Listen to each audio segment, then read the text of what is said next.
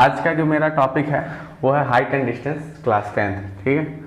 तो पहले height and distance पढ़ने से पहले हम क्या करते हैं कि पहले इसके कॉन्सेप्ट को समझते हैं कि क्या होता है हाइट एंड डिस्टेंस, ठीक है। उसके बाद से हाइट एंड डिस्टेंस का हम लोग क्वेश्चन बनाएंगे, ठीक है। तो देखिए, सबसे पहले हाइट एंड डिस्टेंस हम पढ़ते क्यों हैं? ये हाइट एंड डिस्टेंस हमको पढ़ना इसलिए पड़ता है क्योंकि यही एक प्रोसेस है जिससे हमको मिलता है हाइट और डिस्टेंस में रिलेशन, ठीक है। जैसे कि मान के चलिए इन जनरल बात करें हम कि एक पहाड़ है, ठीक है। जैसे मान लीजिए एक पहाड़ है मेरे पास, ऐसे पहाड़ है। अब इस पहाड़ का हम माउंट एवरेस्ट मान लेते हैं इसको, ठीक है। ये क्या है? माउंट एवरेस्ट है।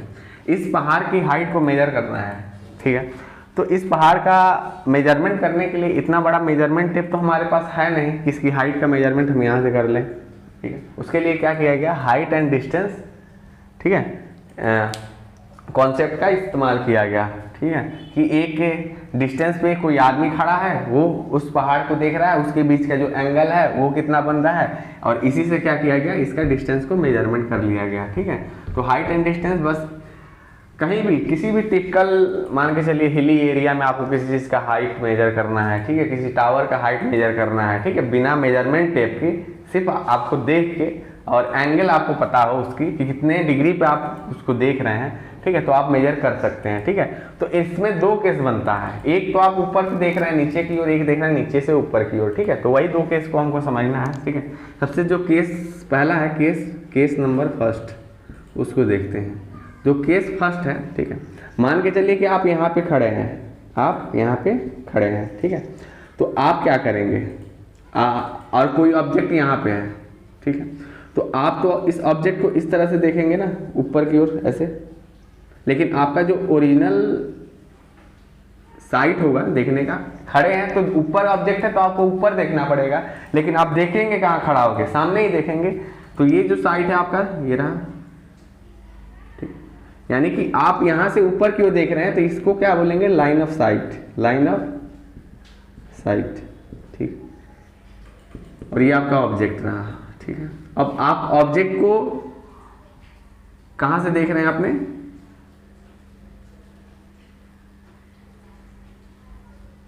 ठीक है, ऑब्जेक्ट ये रहा आपको लाइन ऑफ साइट, ये रहा आपका ऑब्जेक्ट। अब देखिए, इस ऑब्जेक्ट का कुछ ना कुछ हाइट होगी, कुछ हाइट पे होगी ये,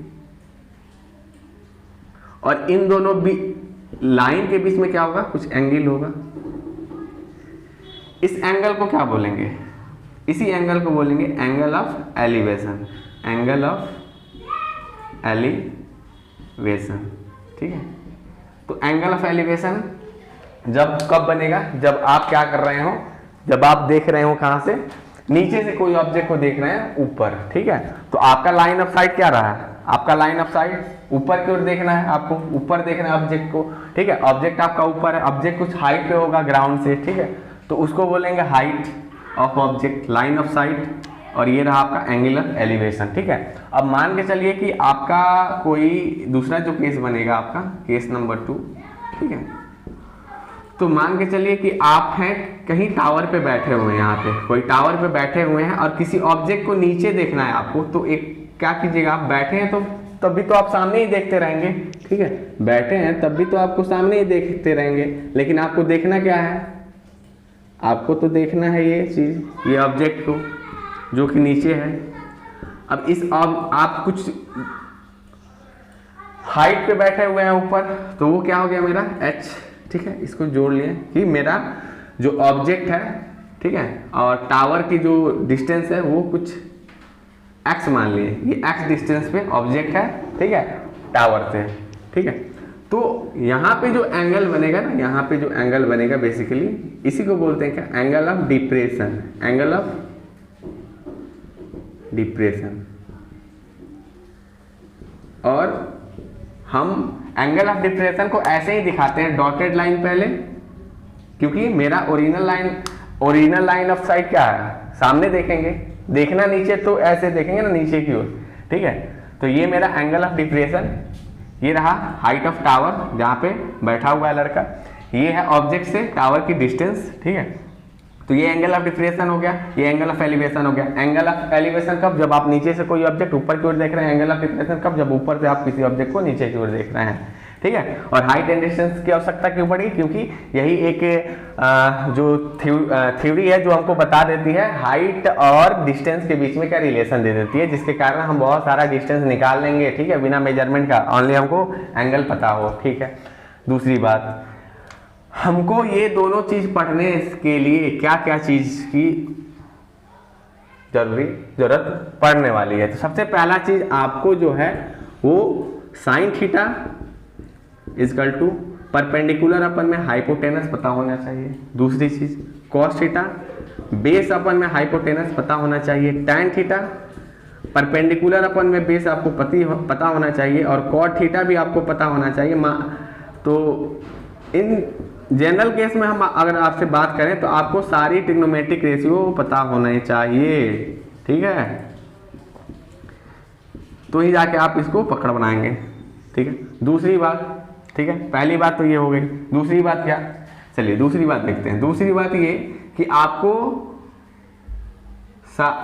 साइन 30 नहीं, सब 0 degree, 30 degree, 45 degree, 60 degree, 90 degree और ट्रिग्नोमेट्रिक रेशियो का वैल्यू पता होना चाहिए, ठीक है, कि इन पे इस सब चीज का वैल्यू क्या होता है, ठीक है।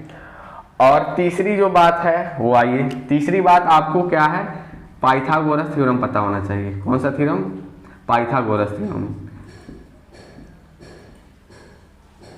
पाइथागोरस थ्योरम आपको